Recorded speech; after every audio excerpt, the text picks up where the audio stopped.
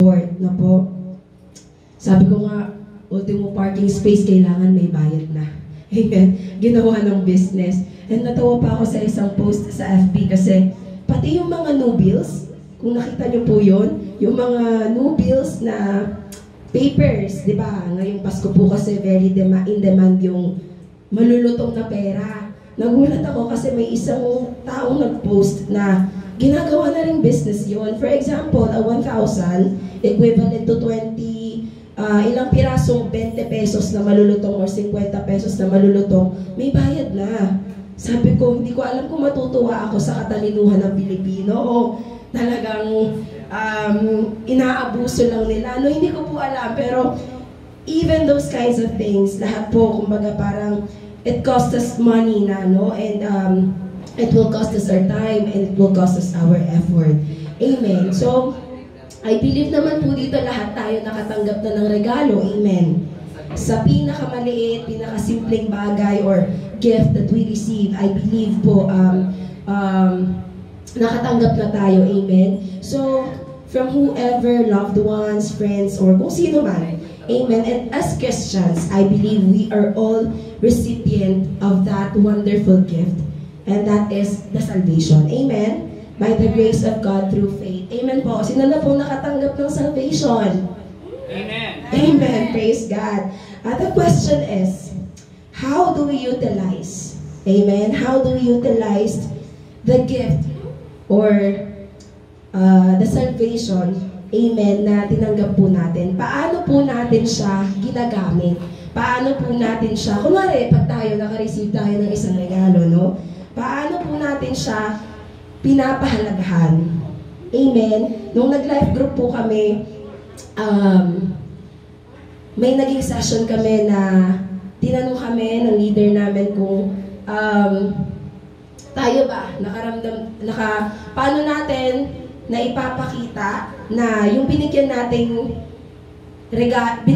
ng regalo is, kumbaga kunwari, binigyan kita, okay? Tapos, yung ikaw na naka-receive, paano mo ipapakita na masaya ka doon sa natanggap mong regalo?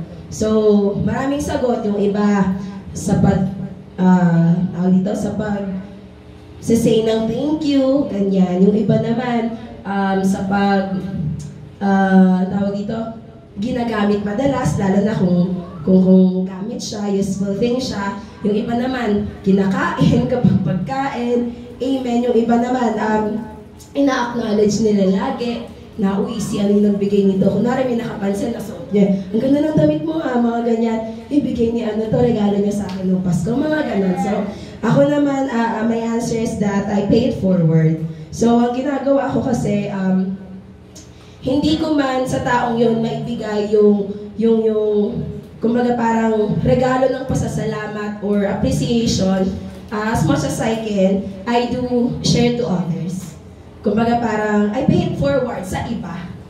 So, ako kasi hindi naman po ako particular na kung bibigyan niyo ako, kung bibigyan ko kayo, kailangan may ibigay kayo pabalik sa akin. So, when it comes to giving, hindi ako after doon po sa, like, kung paano mo siya mai-acknowledge sa akin. Pero, ang akin po, kumbaga parang enough na for me na nakipagbigay ako. And happy na ako doon sa part na yun. So, yun po yung sa akin, I pay it forward. Specifically, not necessarily doon sa nagbigay sa akin, but I do, kumbaga parang bless other people. Mga ganyan po, no? So, ganun yung principles ko in a way kasi I want to share the blessings to others and gusto ko po na makita nila na kasi when we give, you show your love. Naniniwala po ba tayo doon? Na kapag nagbibigay tayo, na ipapakita natin na na-appreciate natin yung mga tao na binibigyan natin, na ipapakita natin na mahal natin sila.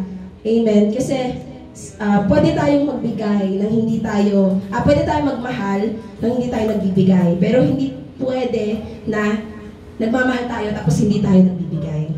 Naintindihan po ba?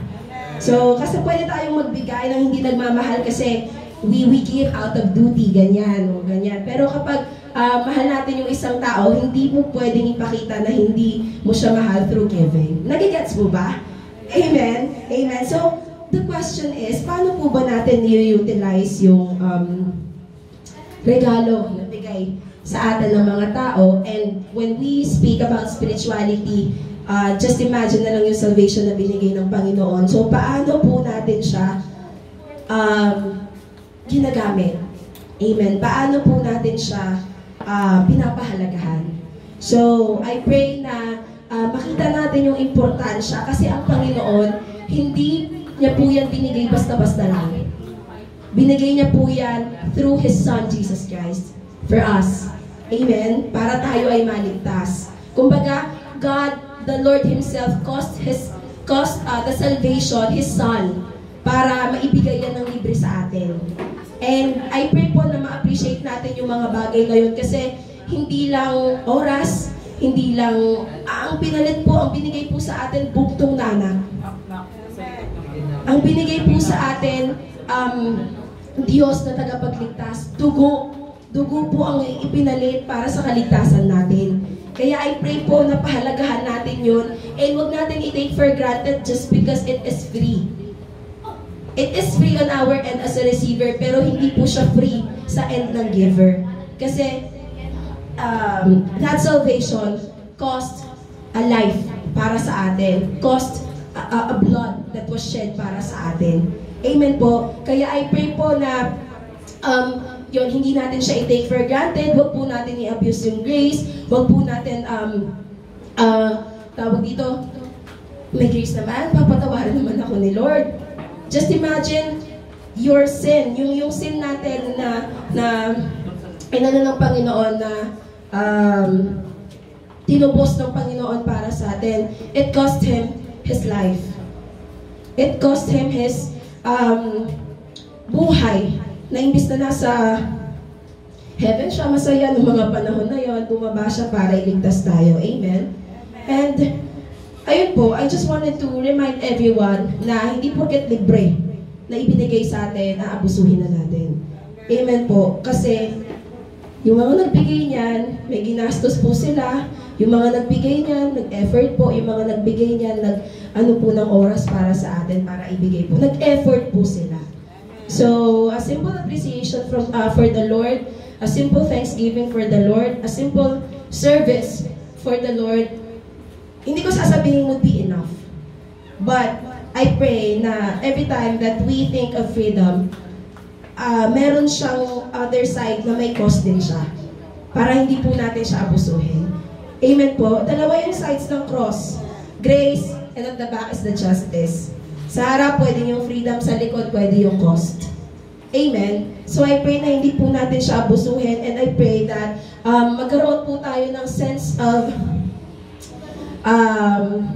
pagpapahalaga sa ginawa ng Panginoon para sa atin. Kasi most of us, kahit naman po ako minsan, no, kaya nga I was convicted with this na porket libre na aabuso natin, mga ganyan. So I pray po na i-utilize po natin siya nung naaayon sa Panginoon and kung paano niya gusto, amen, na ipa-utilize sa atin, and I believe it's for His glorification. It's for His kaluguran lamang. Amen po. So I pray that the gift that we have received, the freedom given by us, would be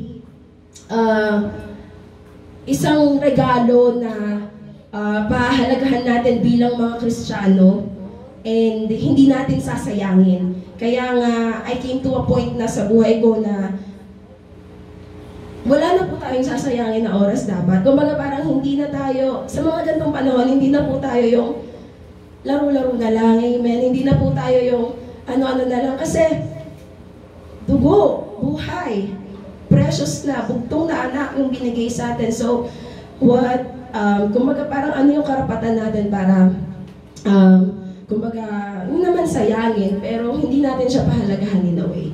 Amen? So, I pray that our lives, amen, would worthy of the freedom and the cost the Lord has given us. Amen po?